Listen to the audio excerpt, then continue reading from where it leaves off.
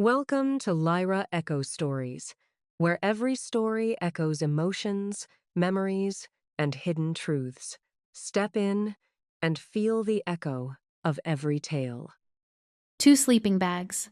That's what my mother pulled from the hallway closet, the cheap kind. The ones with cartoon dinosaurs on the outside that smelled like basement and mothballs. She didn't hand them to me. She tossed them. One landed at my 6-year-old's feet. The other hit the floor next to my 4-year-old, who picked it up and hugged it like a gift, because she didn't know any better. My sister watched from the guest room doorway, one hand on the frame, and laughed. Should have booked a hotel. I counted to 3. I always count to 3. Let me back up 2 hours, because you need to understand what we walked into that night. We drove 2.5 hours from Rochester to Maple Grove. Ryan took the day off work.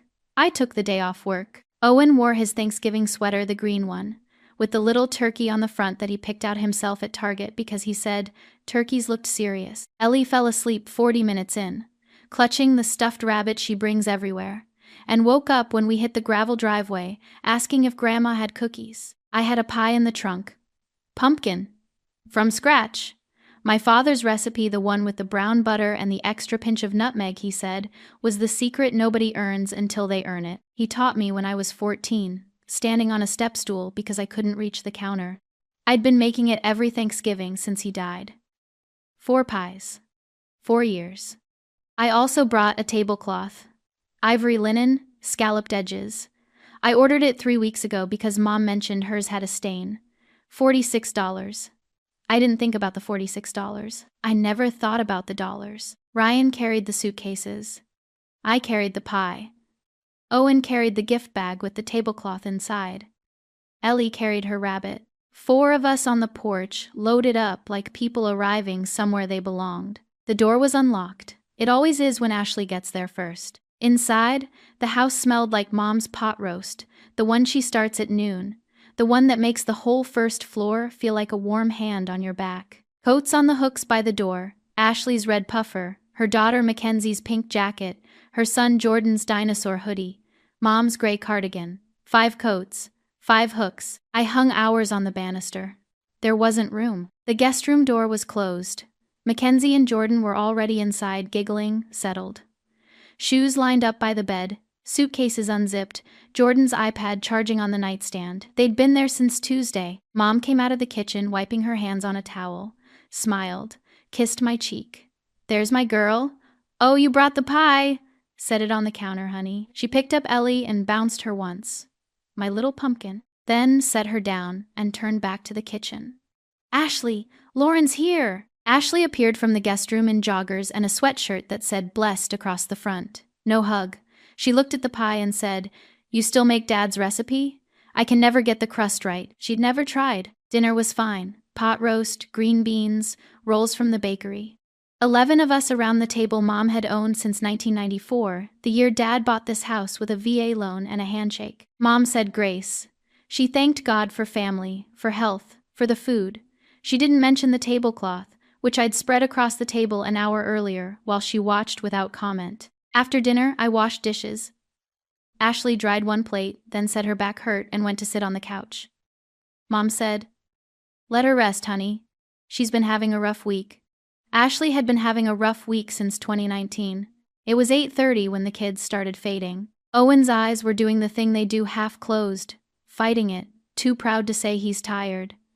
Ellie was already on the couch with her rabbit, 1 shoe off. I found Mom in the hallway. "Mom, should I set up the guest room for Owen and Ellie? I can put them on the floor in there with blankets, or..." She gave me the smile, the one I'd been seeing my whole life but had never, until that moment, had a name for. Warm on the surface, closed underneath. A door painted to look like a door, but bolted from the inside. "Oh, honey, Ashley's kids are already settled in there. You know how Mackenzie is. If we move her, she won't sleep at all." Her hand found my arm. Squeezed. "Your kids are troopers. They'll think it's an adventure." Then she opened the hallway closet. 2 sleeping bags. Dinosaur print. Nylon so thin you could see the floor through it. They smelled like the basement, damp and forgotten. The way things smell when nobody's checked on them in years. She tossed them toward the living room floor. One landed near Owen's feet. He looked at it but didn't pick it up. He just stood there, hands at his sides, watching my face. 6 years old, and already reading the room better than anyone in it. Ellie picked hers up, hugged it. "Is this for me, Mommy?" Ashley leaned against the guest room door frame, arms crossed, that half smile. "Should have booked a hotel." I counted. Coats on the hooks? 5. None ours. Photos on the mantle? 7.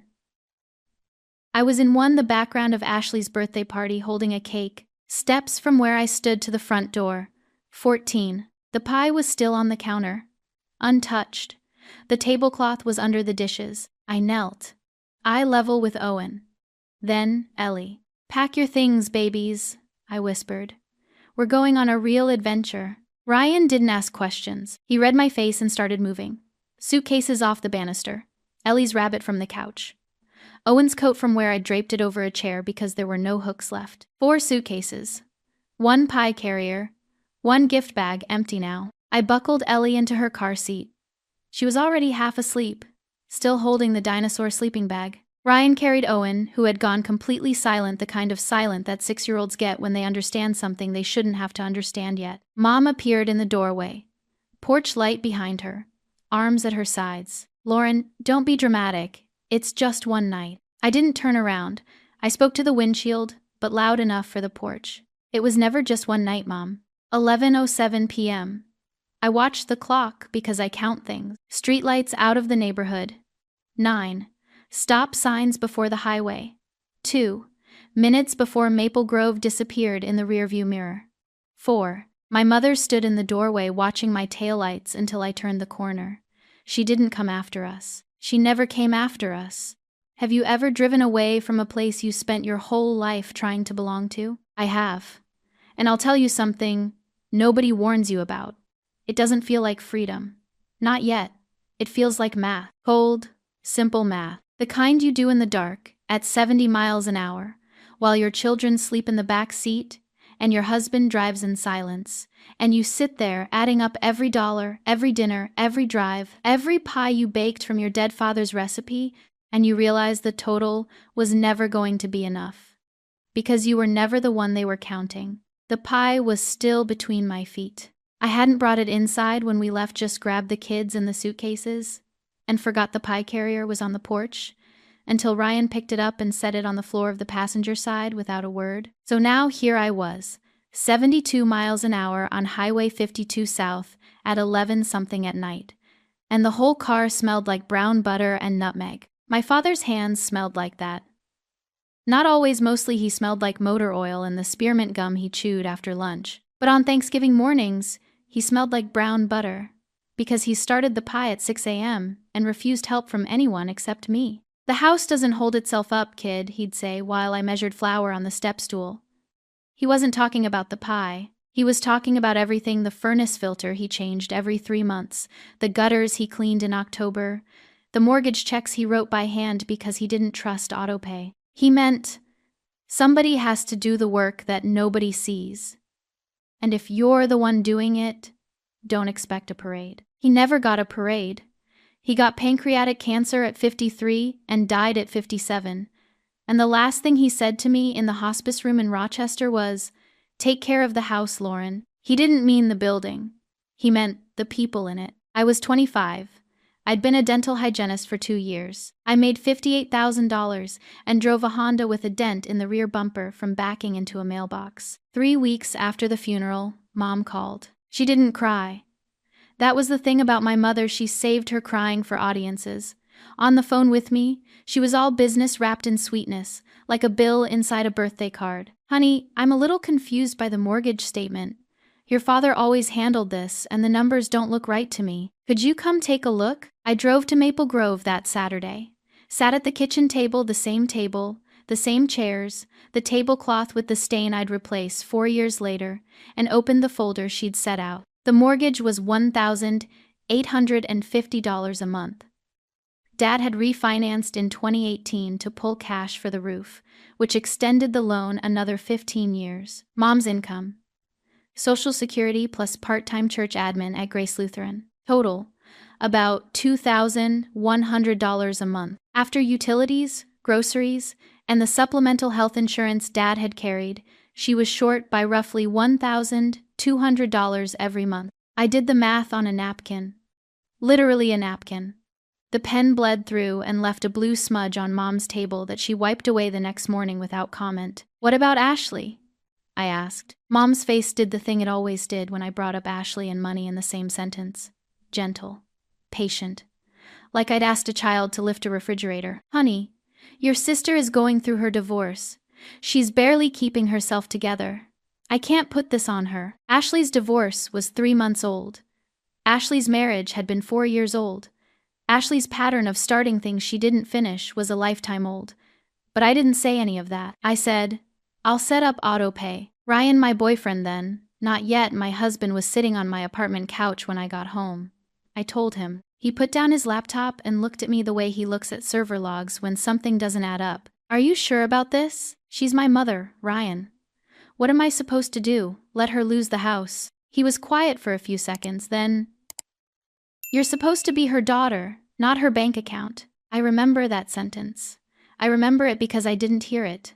Not really. It went in one ear and filed itself somewhere in the back of my brain, behind duty, behind guilt, behind the sound of my father saying, "Take care of the house." I wouldn't find it again for 4 years. The ledger grew the way weeds grow slowly, then everywhere. Month 6. Mom called about her health insurance. Dad's employer plan ended at death, and the Cobra window was closing. She needed supplemental coverage to bridge the gap until Medicare at 65. The premium, $340 a month. I added it to the auto pay. Ryan watched me do it and said nothing, which was louder than anything he could have said. Month 14.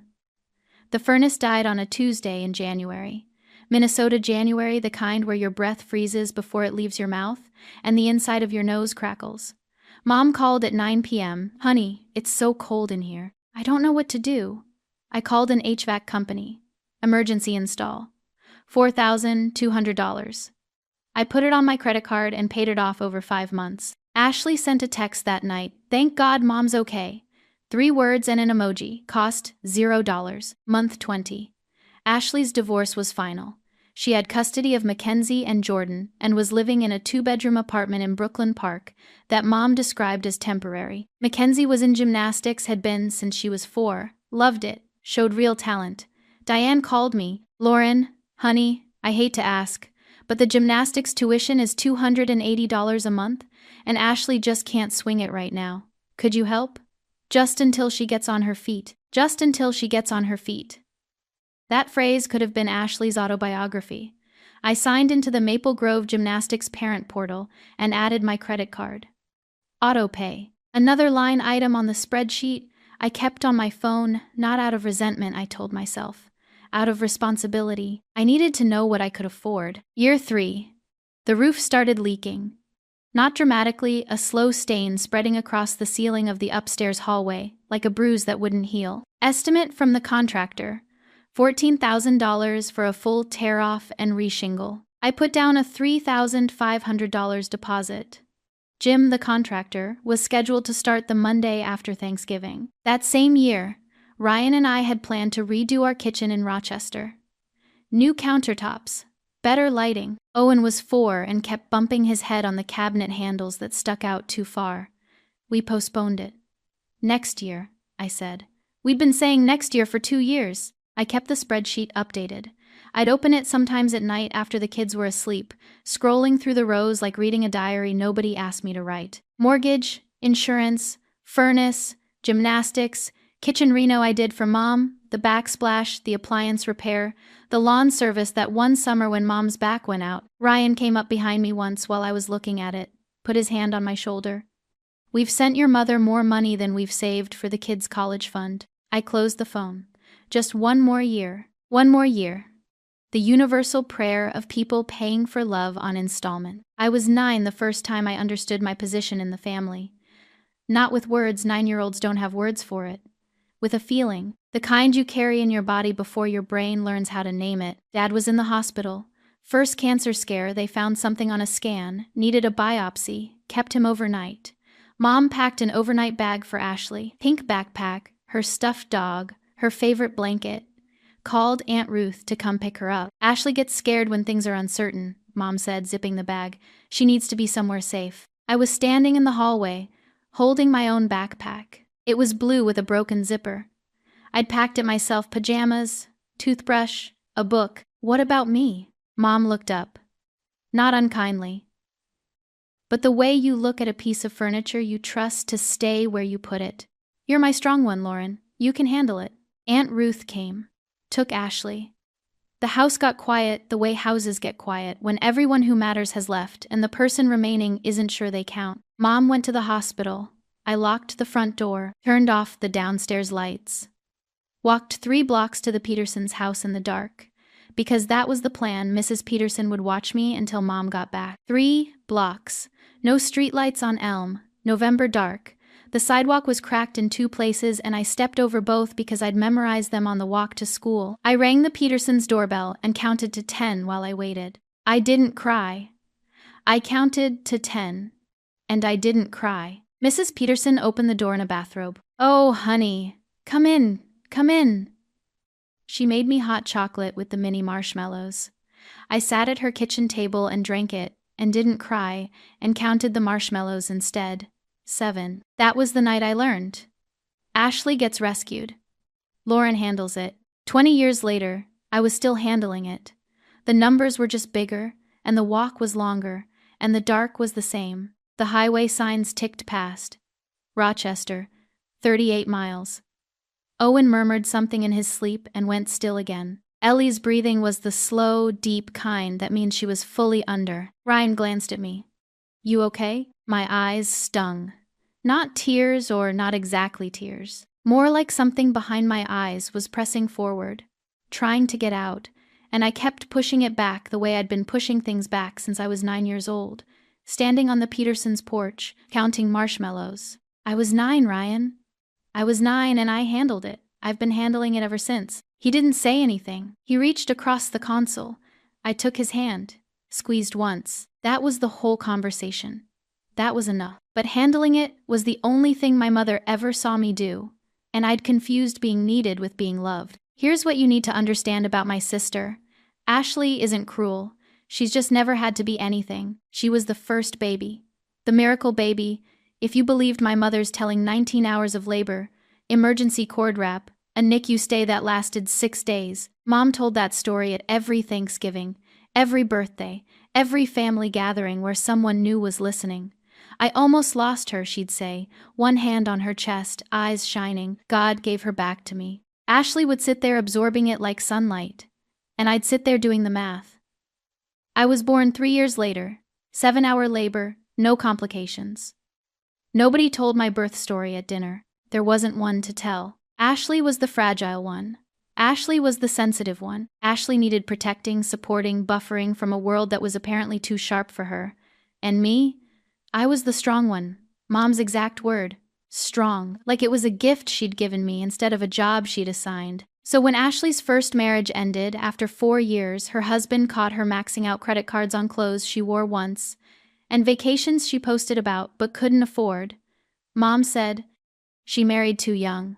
She didn't know herself yet. When Ashley lost her first job at the vet clinic 6 months later, called in sick 11 times in 2 months, then told her manager the job was toxic, Mom said, "She's sensitive, Lauren. Not everyone is built like you." When Ashley lost her second job at the coffee shop, just stopped showing up one Wednesday and never went back, Mom said, "She's still processing the divorce.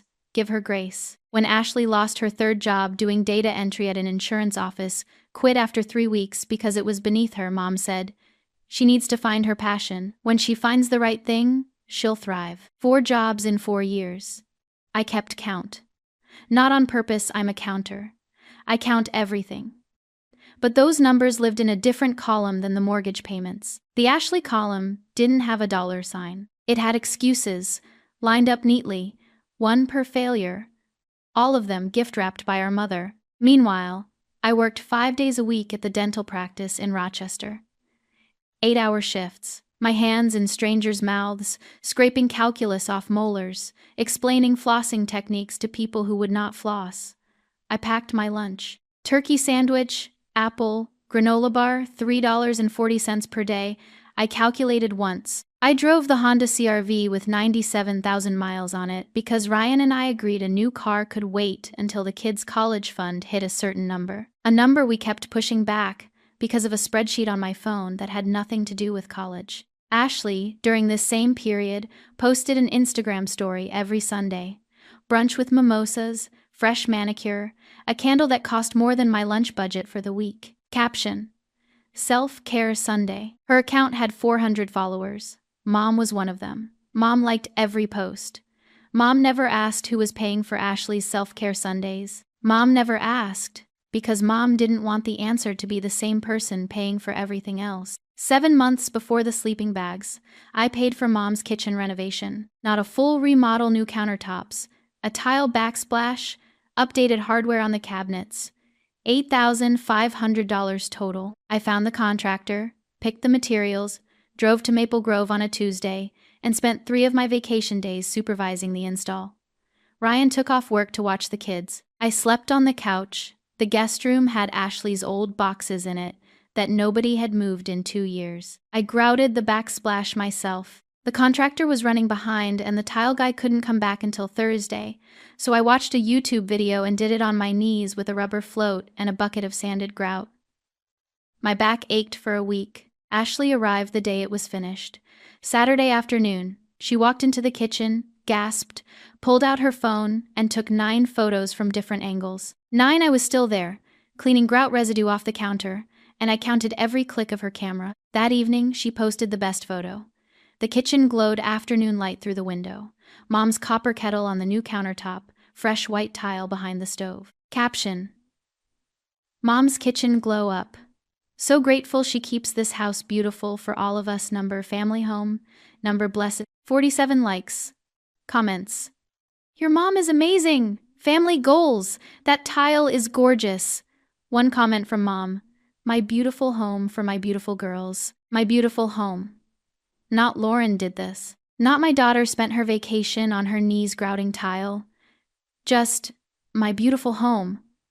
Like it happened by itself. Like houses hold themselves up. I was sitting in my car in the driveway when the post appeared on my screen. Grout still under my fingernails. I counted to 10. Thanksgiving Day. The day of the sleeping bags. But before the sleeping bags there was dinner. 11 people around the table. Mom at the head. Ashley to her right. Mackenzie and Jordan next to Ashley. Lauren me on the other side, between Ryan and Owen. Ellie in a booster seat at the corner. Aunt Ruth. Uncle Terry, Mom's friend Barb from church, whose husband had passed that spring, and who Mom insisted needed family around her. The table was set with the ivory tablecloth I'd bought. The food was served on the platters Dad used to carry from the kitchen. The ones with the blue rim pattern Mom said were too nice for every day. The pot roast was Mom's. The green beans were Aunt Ruth's. The rolls were from the bakery. The pie was mine, Dad's recipe. Mom stood, raised her glass. Sweet tea, she didn't drink alcohol, which she mentioned at every gathering as if it were a spiritual achievement. I want to say how grateful I am for this family, she began. The smiling controller at her best voice warm, eyes finding each person at the table, pausing just long enough to make everyone feel seen. For Aunt Ruth and Uncle Terry, who've been our rock. For Barb, we love you, your family. For my beautiful grandchildren, who make everything worth it. She turned to Ashley. Her face softened into something that looked like tenderness, but moved like strategy. And for Ashley, honey, I am so proud of how strong you've been this year. You've had a hard road, and you've kept going. That takes courage. Ashley dabbed her eye with a napkin. She was wearing a new sweater. Tags still on the little plastic string poking out from the collar like a receipt. Nobody bothered to hide. Mom turned to me. Last. The way you acknowledge the waiter before asking for the check. And Lauren, thank you for always being here. Always being here. Not always holding us up. Not always paying. Not thank you for the $88,000. The furnace, the kitchen, the insurance, the gymnastics, the tablecloth you're eating on right now. Just here. Present. Accounted for. Like a chair. Ryan's hand found my knee under the table. Squeezed. I squeezed back. 2 squeezes. Our shorthand for, I know. I'm here. After dinner, the kids scattered. Mackenzie and Jordan claimed the guest room like a fort door closed, giggling, the sound of an iPad playing something animated through the walls. Owen sat on the living room floor, doing a puzzle. Ellie was on the couch with her rabbit. Shoes kicked off, one sock missing. I washed dishes, the countertops I'd paid for, the backsplash I'd grouted on my knees, the platter with the blue rim that Dad used to carry like a trophy, 2 hands underneath, calling out, hot plate, coming through!" Ashley dried one plate. Put it on the counter instead of in the cabinet. Then, my back is killing me. I think I pulled something carrying Jordan's car seat. "Mom, from the living room." "Oh, honey, sit down, Lauren's got it." Lauren's got it, the family motto nobody voted on. I washed the last plate, wiped the counter, folded the towel into thirds, a habit from the dental office, where everything gets folded into thirds. Clean, precise, invisible labor. Then I went to find Mom about the sleeping arrangements, because it was 8:30, and my kids were fading, and I assumed the way I'd always assumed, the way I'd been trained to assume that there was a place for us somewhere in this house. I found her in the hallway, and she opened the closet. You already know what came out of that closet. You already know about the dinosaur sleeping bags and the basement smell and my daughter hugging hers like a gift. You already know about Ashley in the doorway laughing. You already know I counted 14 steps to the front door. But here's what you don't know. In the 5 seconds between my mother opening that closet and the sleeping bags landing on the floor, I looked at the mantel. 7 photos. Ashley's high school graduation cap and gown, Mom's arm around her, both beaming. Ashley's wedding white dress, flowers, the whole production. Ashley and Mom at the beach, one of those golden hour shots where everyone looks like they're in a movie. Mackenzie's first birthday, Jordan's baptism, a group photo from 2 Christmases ago where everyone is smiling. And one of me, in the background, holding a cake at Ashley's 30th birthday party. You can barely see my face behind the candles. 7 photos, one of me, holding something for someone else. I counted them in 3 seconds.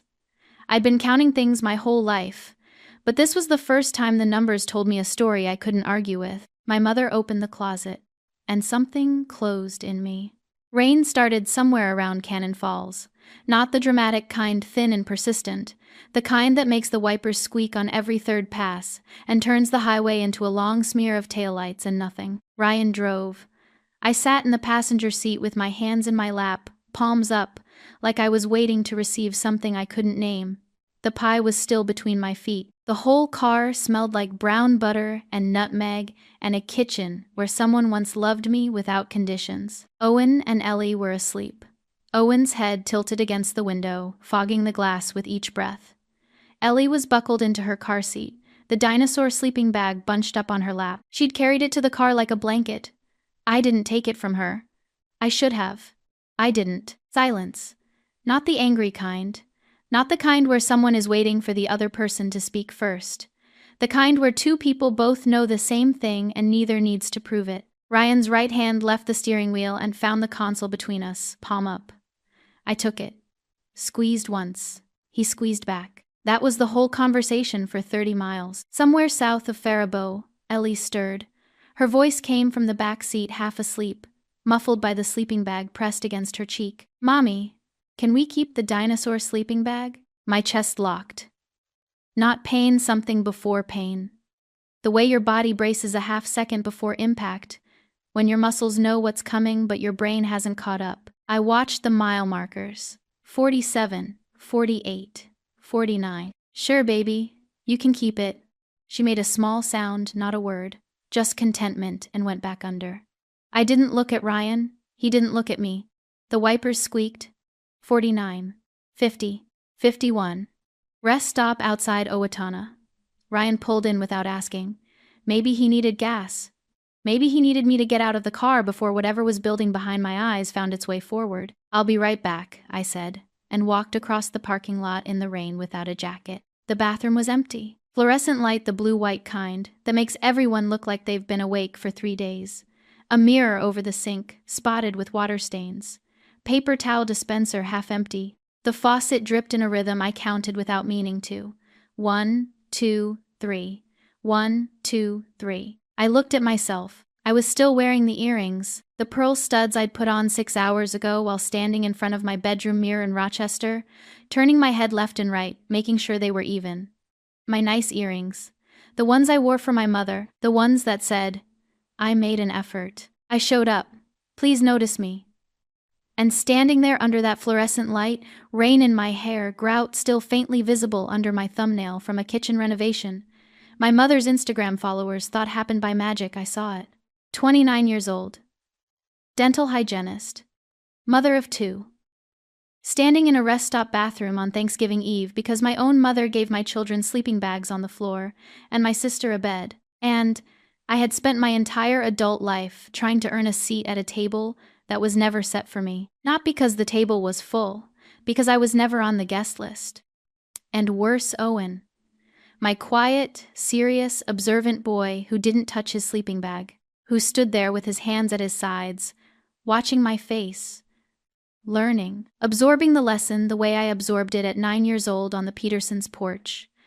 Some people in the family get rescued, and some people handle it. I was teaching my son to count to 10 and not cry. I took out the earrings, not dramatically, just reached up, unclipped the left, then the right. Held them in my palm for a second, 2 small pearls, warm from my skin. Then I set them on the edge of the sink, next to the soap dispenser, and walked out. I didn't look back at them. They were $40 earrings from a department store sale. They weren't the point. The point was that I'd been decorating myself for a woman who only looked at me when she needed something carried. Back at the car, Ryan had the engine running, heat on. He looked at my ears bare now and said nothing. He knew. Ryan always knew. He'd been waiting 4 years for me to catch up to what he said on my apartment couch the night I set up the first autopay. "You're supposed to be her daughter, not her bank account." I heard it now. 4 years late, in a rest stop parking lot in Owatonna, Minnesota, with rain on my face and my children asleep in the back seat. I finally heard it. Rochester. 22 miles. The highway was empty. The rain thinned to mist. Owen murmured something about turkeys and went still. Ellie's breathing was slow and deep, the sleeping bag rising and falling on her lap like a small tide. Home. 1:30 a.m. Our house. Small 3 bedrooms, 1 bathroom, a kitchen with cabinet handles that stuck out too far, and a countertop we kept saying we'd replace next year. But every light switch worked because Ryan fixed them. Every wall was the color we chose together. Every room had a bed in it. A real bed. For every person who lived there. Ryan carried Owen. I carried Ellie, tucked them in. Their rooms. Their pillows. Their blankets that didn't smell like anyone's basement. I sat on the edge of Owen's bed. He opened one eye. "Are we home?" "Yeah, baby, we're home." He closed his eye. Gone in 2 seconds. Safe. The way children sleep when they know exactly where they are and who they belong to. I went to the kitchen, opened my phone, opened the spreadsheet. The number at the bottom, $97,340. I stared at it the way you stare at a receipt after a meal you didn't order and didn't enjoy. Then I closed the spreadsheet and opened the banking app. I didn't sleep that night. But for the first time in 4 years, I knew exactly what I was going to do in the morning. Black Friday.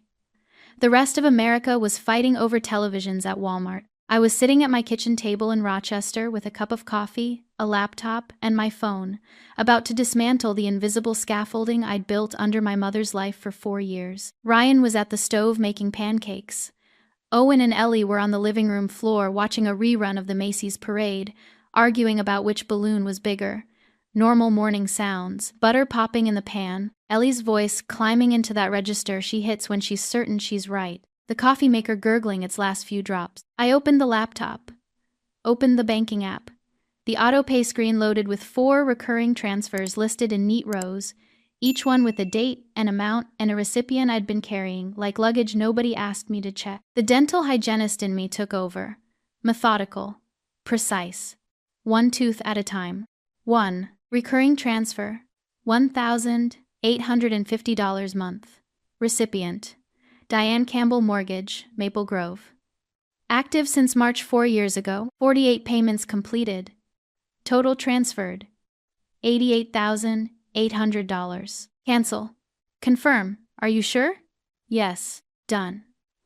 4 years of payments, gone in 12 seconds. The screen refreshed. The line item disappeared like it had never existed. The house in Maple Grove didn't know it yet, but the ground underneath it had just shifted. Tfo. Phone call. I dialed the number for Mom's supplemental insurance provider and waited through 3 minutes of hold music, something jazzy and optimistic, the kind of music that doesn't know what it's soundtracking. I'd like to remove myself as the responsible party for Diane Campbell's supplemental premium. Can I ask the reason for the change? Change in circumstances. I'll process that now. The next premium will be billed directly to the policyholder. Thank you. $340 a month. 36 months of payments. $12,240 total. The woman on the phone didn't know she just handed my mother a bill she didn't know existed. 3. Text message. I typed it with my thumbs, while Owen shouted from the living room that the Snoopy balloon was definitely bigger than the Pikachu one. Jim, I need to cancel the roof project. Please refund the deposit to my account. Sorry for the short notice. Jim replied in 8 minutes. Everything okay, Lauren? Just a change in plans. Understood. Refund will process in 3 to 5 business days. $3,500 deposit coming back. $14,000 project gone. The tarp on Mom's roof would hold through the winter. Probably. And if it didn't, well, roofs don't hold themselves up either. 4. Maple Grove Gymnastics Parent Portal. Login. Account. Mackenzie Campbell, age 8. Payment method. Lauren Mitchell, Visa ending 4471. Autopay status, active. Remove payment method. Confirm, $280 a month. 26 months of payments. $7,280 in gymnastics tuition for my niece, paid by an aunt whose own kids had never taken a single class because the budget didn't stretch that far. 4 cancellations. I counted them the way I count everything, not because I wanted to, but because my brain doesn't let me not. 4. Total monthly removed, $2,470. Total one-time recovered, $3,500. Total lifetime investment in being invisible, $124,520. I closed the laptop, set my hands flat on the table, palms down this time, not open and waiting like they were in the car last night. Flat, grounded, done. Ryan slid a plate of pancakes in front of me. Sat down across the table. His face was calm, but his eyes were doing the thing they do when he's working very hard not to say something he's wanted to say for 4 years. You okay? I canceled everything. The mortgage, the insurance, Jim's roof project, Mackenzie's gymnastics. He was quiet for 3 seconds. I counted. Good. Not are you sure? Not maybe we should talk about it first. Not what about your mom? Just good. 1 syllable. The exact weight of a man who had been standing at the edge of this moment since the night I set up the first auto pay on my apartment couch, and who loved me enough to let me arrive here on my own schedule. She's going to call, I said. Yeah, I'm not going to answer. I know. Ellie ran into the kitchen, rabbit under one arm. Daddy, can we have whipped cream on the pancakes? Ryan looked at me. I looked at him. Whipped cream on a Friday morning? Our kitchen. Our pancakes. Our kids asking for something small and getting it without a committee meeting, or a guilt trip, or a toast where they'd be thanked last. Get the can from the fridge, baby, Ryan said. Ellie shrieked and ran. Owen appeared in the doorway. I want some too. Normal. Ordinary. Ours. I did one more thing that morning. Not a cancellation, a precaution. I opened the spreadsheet on my phone. 4 years of transfers, lined up row by row. Mortgage, insurance, furnace, kitchen, gymnastics, backsplash, lawn service, appliance repair. Every dollar documented, every date recorded, every payment confirmed with a transaction number. I took screenshots. All of them. Saved them in a folder on my phone. I named the folder Proof. Not for court, not for social media, not for the church ladies or Aunt Ruth or anyone who might someday ask what happened to the Campbell family at Thanksgiving. Just for me. For the moment, and it was coming. I could already feel it gathering like weather on a radar when someone would look me in the eye and say I didn't do enough. The phone didn't ring that day. Or Saturday. Nobody called. The system was still running on fumes, the last payments already processed, the next ones not yet due. My mother's life was still standing, but the foundation had been quietly removed, and she didn't know it yet. It rang on Sunday, and then it didn't stop. Sunday morning. I was flossing Owen's teeth. He hates flossing. Squirms like I'm performing surgery, but I'm a dental hygienist, and my children will have clean gums if it's the last thing I do when my phone buzzed on the bathroom counter. Mom. I let it ring. Owen looked up at me with the floss still between his molars. Grandma? Hold still, buddy. Almost done. The phone stopped, then started again. I finished Owen's teeth, rinsed the floss, washed my hands, and picked up the phone. One voicemail. I played it while Owen ran downstairs to find Ryan. Hi, honey. It's Mom. Sweet voice. Warm. The smiling controller at full wattage, the voice she uses at church, at the grocery store, at Thanksgiving dinner when she's telling everyone how grateful she is. I noticed something funny with the bank, they said. A payment was missed? I'm sure it's just a glitch. Can you call me when you get a chance? Love you. A glitch. She thought 4 years of invisible labor was a glitch. I set the phone down. Didn't call back. 1. Monday. 4 calls from Mom. 2 texts. The first text, 9:14 a.m. Lauren.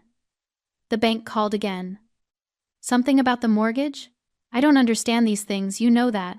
Call me, please. I don't understand these things. She understood them fine when Dad was alive. She understood them fine when she opened that folder on the kitchen table and showed me the numbers and waited for me to volunteer. She understood exactly enough to know what to ask for, and exactly little enough to never have to say thank you. The second text, 2:47 p.m. Honey, are you getting my messages? I was getting them. I was also getting through a full Monday at the dental practice, 8 patients, 2 deep cleanings, 1 kid who bit my finger during a fluoride treatment.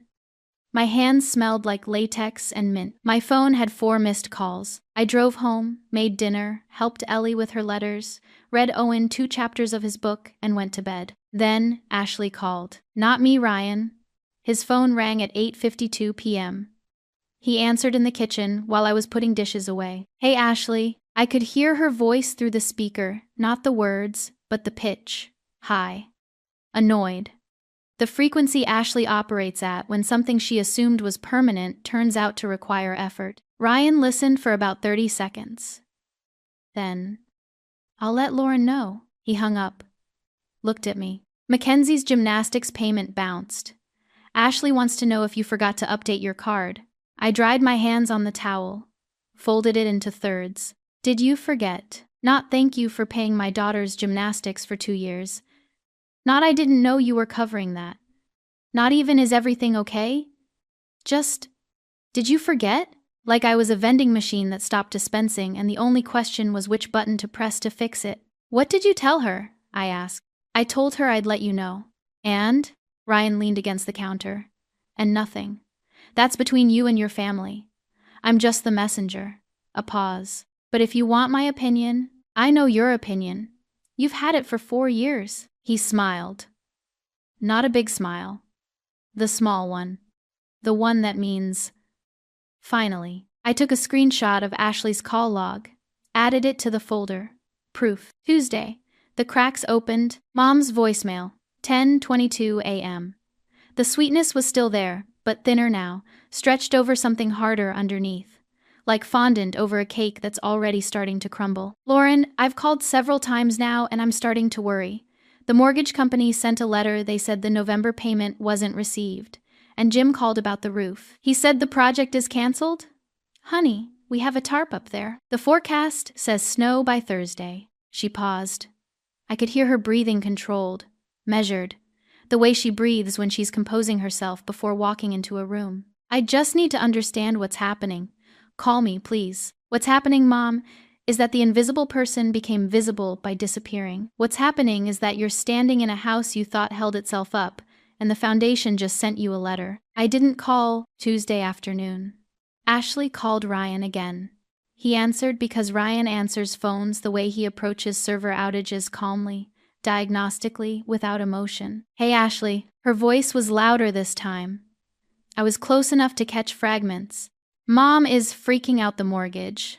What is Lauren doing? She can't just. Ryan waited for the stream to slow. Then, evenly, maybe you should help her then. Silence on the other end. The specific silence of someone who has never been asked to carry anything and doesn't know what the weight feels like. That's not. I can't, Ryan. I'm going through a really hard time right now, and I understand. But Lauren's busy. He hung up. Set the phone on the counter. Went back to loading the dishwasher. I loved him so much in that moment, I almost forgot to count something. Ashley's text arrived 20 minutes later, not to Ryan, to me.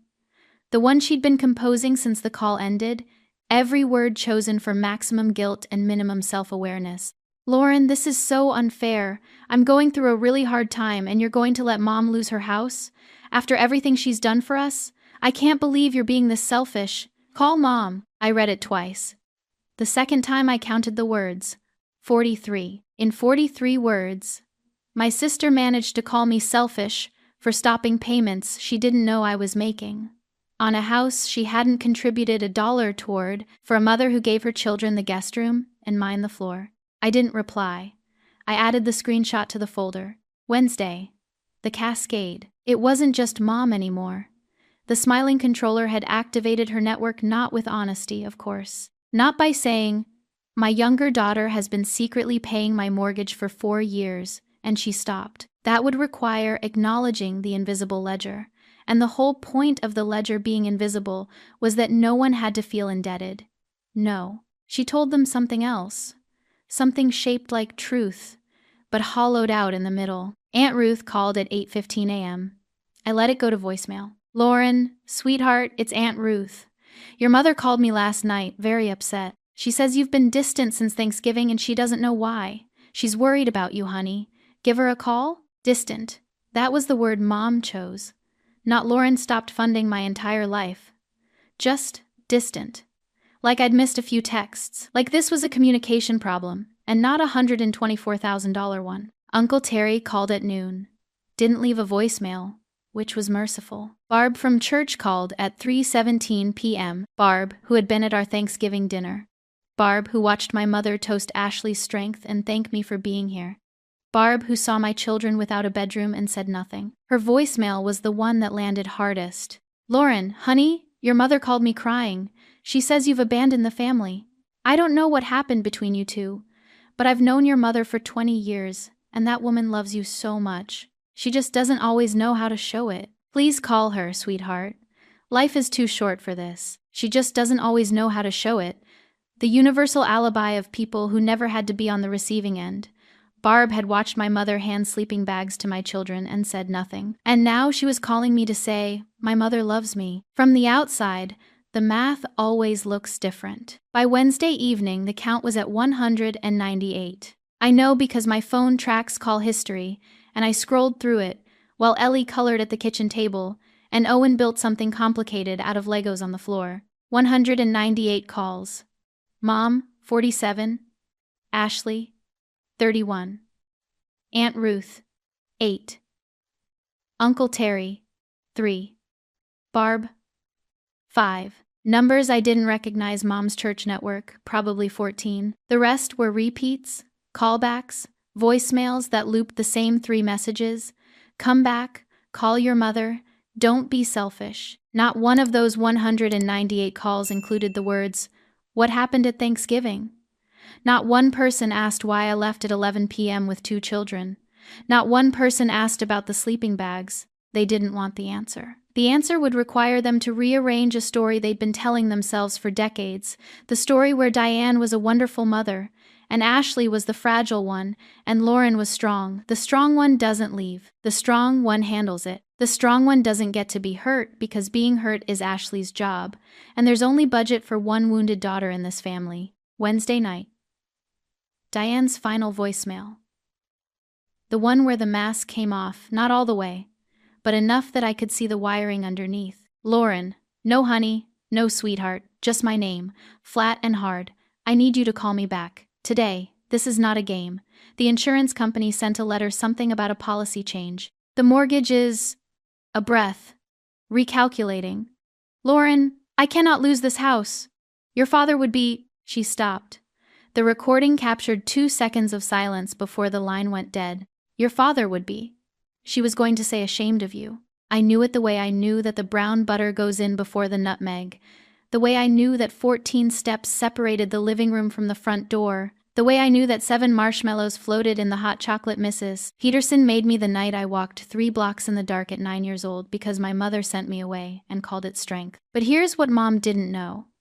Dad wouldn't be ashamed. Dad, who changed the furnace filter, who cleaned the gutters, who wrote mortgage checks by hand, who stood in the kitchen at 6 a.m. making pie crust and said the house doesn't hold itself up. Kid Dad would have looked at that spreadsheet with $124,520 on it, and he would have been ashamed. All right. Just not of me. I picked up my phone.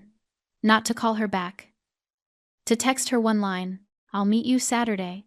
Just us. Caribou Coffee on Plymouth Avenue, 10 a.m. I didn't wait for a reply. Set the phone face down on the counter. Went to the living room. Sat on the floor next to Owen and his Legos. What are you building? A house, he said, but the roof keeps falling off. I helped him fix it. We rebuilt the roof together, 1 brick at a time, and it held. Would you have answered those calls? Or would you have let them ring? I let them ring. All 198. And I'll tell you something, the silence on my end was the loudest thing that house in Maple Grove had heard in 4 years. Caribou Coffee on Plymouth Avenue. Saturday morning, 9:43 a.m., 17 minutes early. Because I'm a counter, and counters are always early. I ordered a black coffee. Sat in the corner booth by the window. Outside, the first real snow of the season was coming down, not heavy yet. Just enough to dust the sidewalk and make everything look like it was trying to start over. I set my bag on the seat next to me. Inside, 1 manila folder. 4 years of bank statements, every transfer highlighted in yellow. 53 pages. I'd counted them twice. 4 sugar packets in the caddy. 2 napkins under my cup. 1 folder in my bag. I didn't rehearse what I was going to say. I'd spent 20 years rehearsing conversations with my mother, scripting them in the shower, editing them in the car, perfecting them at midnight. None of them ever went the way I planned. Because you can't rehearse with someone who rewrites the scene while you're still in it. So this time I brought numbers. Numbers don't rearrange themselves to make you feel guilty. Diane arrived at 10:02. Church clothes on a Saturday navy blouse, pearl earrings, lipstick applied with the precision of someone who treats her face like a press release, armor disguised as elegance. Hi, honey. I'm so glad you wanted to meet. I've been worried sick about you. Worried sick about me. Not the mortgage, not the money. The smiling controller's opening move reframed the crisis as concern for the other person. I got her chamomile tea, set it between us, and then I put the folder on the table. Not dramatically. I just reached into my bag, pulled it out, and set it down next to the sugar caddy. Manila. Yellow tabbed. The most expensive ordinary thing in that coffee shop. Mom, do you know what autopay is? Her hand paused around the teacup. What? I opened the folder. First page. Mortgage payment. $18.50 a month. I set it up 3 weeks after Dad died. 48 months. That's $88,800. Next page. Health insurance supplement. $340 a month for 36 months. $12,240. Next. Furnace replacement. $4,200. Kitchen renovation countertops. Backsplash 3 days of my vacation. $8,500. Mackenzie's gymnastics. $280 a month for 26 months. $7,280. Roof deposit. $3,500. I closed the folder. Total. $124,520. Over 4 years. My mother's fingers were very still on her teacup, the kind of still that takes effort. The snow outside was thicker now. Lauren, your father, always, Dad used to say the house doesn't hold itself up. He was right. You just never noticed who was holding it. I didn't know it was that much, she said. Almost a whisper. You didn't ask, she tried. The smiling controller doesn't go down without attempting a reboot. Honey, you're overreacting. It was one night. Ashley's kids were already settled. It was never one night, Mom. The folder was right there. I didn't need to raise my voice. It was every night I paid your bills and pretended it didn't matter. It was every holiday where Ashley showed up empty-handed and got the crown, and I showed up loaded and got the sleeping bags. That's not fair. I love you girls the same. You gave Ashley the guest room. You gave my children sleeping bags. You gave me the mortgage. That was your math, Mom. Not mine. She opened her mouth, closed it, set both hands flat on the table, the same gesture I'd made in my kitchen on Black Friday when I finished the cancellations. I wondered if it was genetic. This thing we do with our hands when we've run out of moves. What do you want me to do? The smallest voice I'd ever heard from her. I want you to know it was me. Every month, for 4 years, it was me. Not a bank, not a glitch, not an autopay. Me. Your daughter, the one you trained to handle everything and then forgot to thank. I'm not going to let you lose the house, I said. Dad bought that house, but I'm not going to be invisible anymore. Talk to Ashley. She can contribute, or you can downsize. Those are your options. She nodded, the kind of nod that means someone needs time to recalculate. And the next time we visit, if we visit, my kids get a bed. Not a sleeping bag, a bed. I stood up, left the folder on the table. Lauren. I looked at her. She was smaller than I remembered. Or maybe I was just standing up straight for the first time. Thank you, she said. For all of it. 4 years. $124,000. And the first thank you came in a coffee shop, after I stopped paying. I nodded. Turned. Walked out. Didn't count the steps to the door. In the car. Snow melting off the windshield in slow streaks. I called Ryan. How'd it go? I think she heard me. For the first time, I think she actually heard me. Good. Owen wants to know if we can get hot chocolate on the way home. Tell him yes. Tell him extra marshmallows. That evening, the snow had stopped. A thin white layer on the backyard, just enough to look new. I brought the Amazon box to the back porch. Owen and Ellie followed me like I was carrying treasure, which I suppose I was. I opened it and pulled out 2 sleeping bags. Real ones rated to 20 degrees, soft flannel lining, deep forest green with little silver stars on the inside. Owen unrolled his on the porch and climbed inside. Zipped it up to his chin. These don't smell like Grandma's basement. I laughed. A real laugh, the first one that came from somewhere below my chest, from the place where things had been pressed down so tight for so long that I'd forgotten there was room for anything besides numbers and silence. No, baby. They don't. Ellie unrolled hers next to his. Rabbit inside with her. Mommy, are we going camping? Yeah, baby. We're going camping. This spring. Just the 4 of us. Not a metaphor. An actual plan. A Saturday in April, a campground by a lake, marshmallows over a fire, no pie to bake for someone who wouldn't taste it, no tablecloth to buy for a table that didn't have a seat for me, no ledger, no autopay, no counting. Ryan came out with hot chocolate. 4 mugs, 4 marshmallows each. Ellie counted them, and I let her, because some counting is just joy dressed up as arithmetic. We sat on the porch in the cold, the 4 of us. The snow on the backyard, catching the porch light and holding it, the way good things hold you when you finally let them. The house in Maple Grove was bigger. 4 bedrooms, a guest room, a mantel full of photos where I appeared once, in the background holding a cake. But sitting on my porch in Rochester, watching my kids disappear into sleeping bags they actually chose, drinking hot chocolate with marshmallows my daughter counted one by one, I finally understood what my father meant. The house doesn't hold itself up, kid. But neither do you. Neither do you. At what point does loyalty to your family become betrayal of yourself? I found my answer at 11:07 p.m. on a Wednesday night in November, driving south on Highway 52 with 2 sleeping bags in the back seat and a pie between my feet. But I think you already know yours. I think you've known for a while. The difference is, now you know you're allowed to say it out loud.